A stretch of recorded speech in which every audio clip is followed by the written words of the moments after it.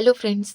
आज का डिक्टेशन आनंद मासिक पत्रिका अंक 11 से लिया गया है, जो कि 3 स्पीड 80 शब्द प्रति मिनट, 90 शब्द प्रति मिनट, 100 शब्द प्रति मिनट की गति से डाला जाएगा। इसके अलावा आपको टेलीग्राम की लिंक नीचे डिस्क्रिप्शन बॉक्स में मिल जाएगी। इसके अलावा आपको अनेक प्रकार की प्लेलिस्ट की लिंक भी नीचे डिस्क्रिप्शन बॉक्स में मिल जाएगी, जैसे कि रामधारी गुप्ता खंड 1, रामधारी गुप्ता खंड 2, newspaper dictations, 10 minute non stop dictations, free practice batch dictation, previous year में एग्ज़ाम में बोले गए डिक्टेशन, साथ ही कठिन शब्दों की आउटलाइन वाले शॉर्ट्स भी मिल जाएंगे। और अगर आपको हमारा यह प्रयास पसंद आता है तो वीडियो को लाइक ज़रूर करें, इससे हमारा मनोबल बढ़ता है।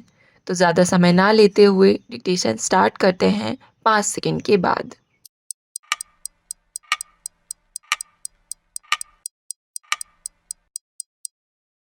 स्टार्ट। महोदय, गत दिवस भारतीय उद्योग परिसंघ का वार्षिक अधिवेशन दिल्ली में हुआ, जिसमें प्रधानमंत्री ने ओजपूर्ण भाषण देते हुए 7 से 8% की वृद्धि दर प्राप्त करने तथा अगले 2 वर्षों में भारत को विश्व की एक महत्वपूर्ण शक्ति के रूप में उभारने का संकल्प व्यक्त किया तथा इसके लिए एक कार्य योजना भी प्रस्तुत की। उन्होंने उद्योग व्यापार के नियमन के सभी कानूनों की समीक्षा करने के लिए आयोग का गठन करने, पुराने उपयोगिता खो चुके कानूनों को समाप्त करने, विदेशी मुद्रा कानून की जगह नया कानून लाने, विदेशी निवेश प्रोत्साहन बोर्ड के अधिकार बढ़ाने, कंपनी कानून का कायाकल्प करने, राष्ट्रीय आवास तथा राष्ट्रीय नीति सूचना आदि बनाने की घोषणा की। प्रधानमंत्री ने कहा कि घरेलू उद्योगों के बारे में कोई भी सरकारी आदेश व्यापक विचार विमर्श के बाद ही जारी किया जाएगा। देश के आधारभूत ढांचे के विकास को देखते हुए 100 करोड़ रुपए से अधिक लागत की बिजली, सड़क, पुल, बांध आदि परियोजनाओं पर प्रधानमंत्री कार्यालय सीधे निगरानी रखेगा। सरकार इस बात को सुनिश्चित करेगी कि किसी भी स्वदेशी या विदेशी पूंजी निवेश के प्रस्ताव का निश्चित अवधि के अंदर उत्तर दिया जाए। प्रधानमंत्री कार्यालय ऐसी सभी परियोजनाओं की मासिक प्रगति रिपोर्ट पर नज़र रखेगा और यह प्रयास किया जाएगा कि वे अपनी निर्धारित अवधि के भीतर पूरी हों। सरकार ढांचागत विकास में निवेश को और अधिक बढ़ाएगी। निजी क्षेत्र के निवेश को पहले से कहीं अधिक महत्व मिलेगा। सरकार विभिन्न आर्थिक संसाधनों को निवेश में लगाने के लिए शीघ्र ही विभिन्न योजनाएं शुरू करेगी।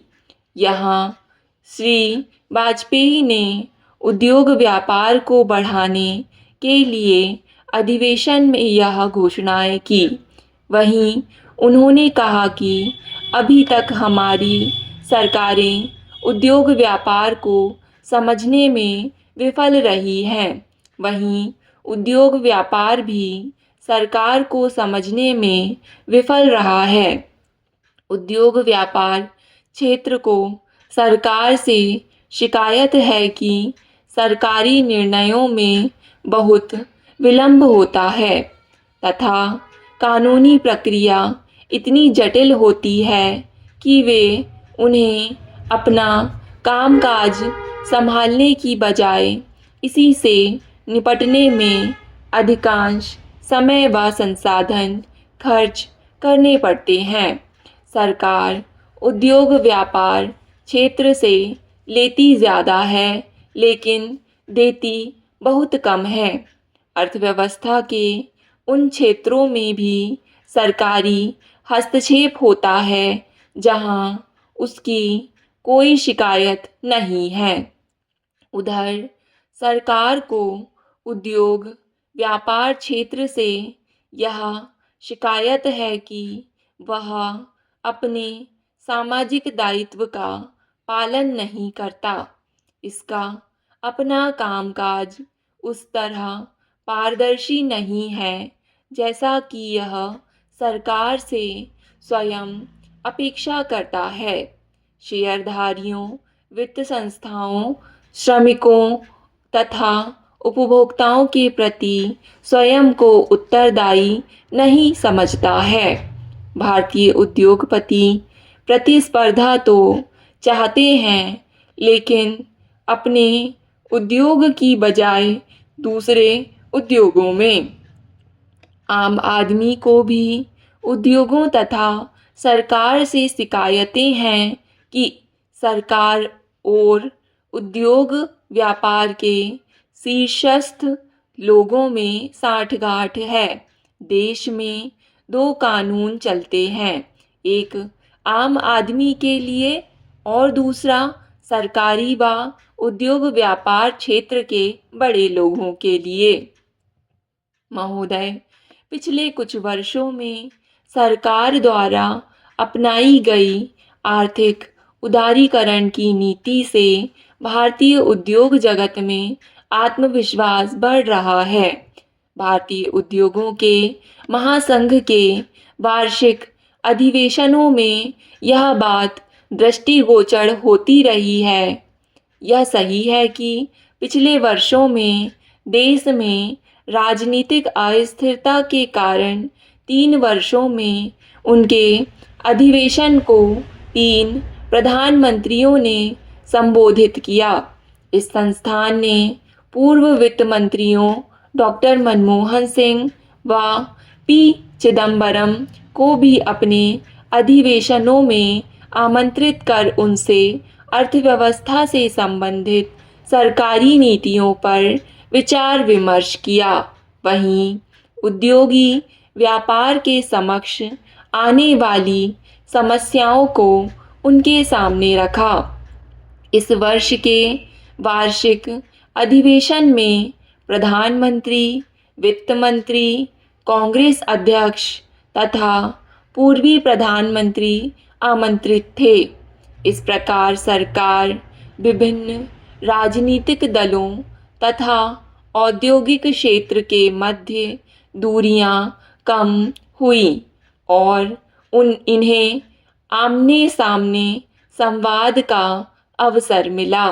देश के उद्योगों को पिछले कई दशकों तक जिस लाइसेंस राज, रिश्वत तथा लाल फीताशाही के कारण भारी कठिनाइयों के दौर से गुजरना पड़ा, उसमें अब काफ़ी परिवर्तन आ रहा है।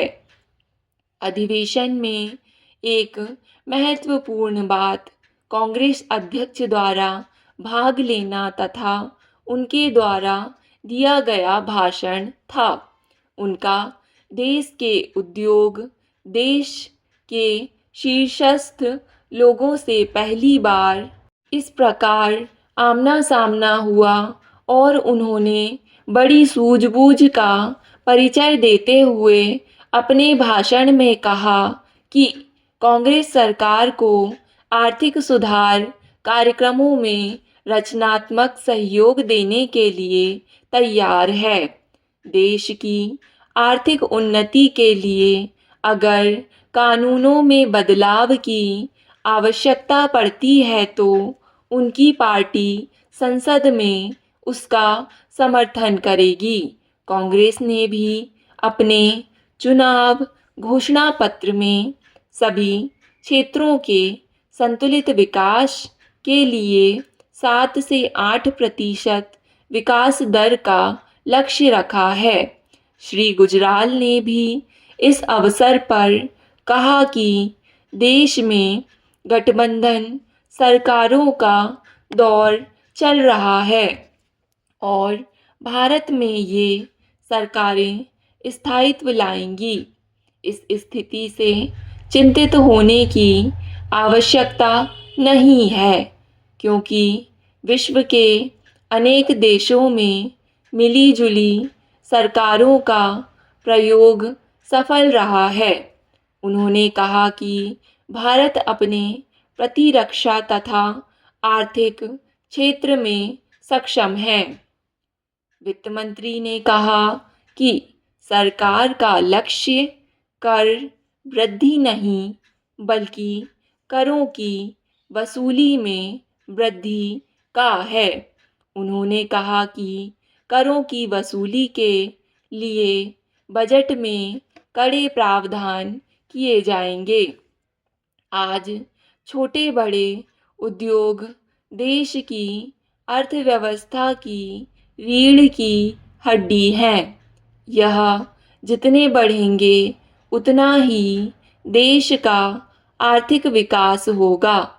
निर्यात व्यापार बढ़ने के साथ साथ रोजगार के भी अवसर बढ़ेंगे, जहां सरकार को इस क्षेत्र के विकास में अपना सहयोग प्रदान करना चाहिए। वहीं उद्योगों को भी चाहिए कि वे अपना विस्तार करें, अपने उत्पादनों व सेवाओं की गुणवत्ता बढ़ाएं तथा समाज के प्रति अपनी जिम्मेदारी का गंभीरता से पालन करें। अब आगे देश का नक्शा उद्योग व्यापार के विकास से ही बदलना है। स्टॉप।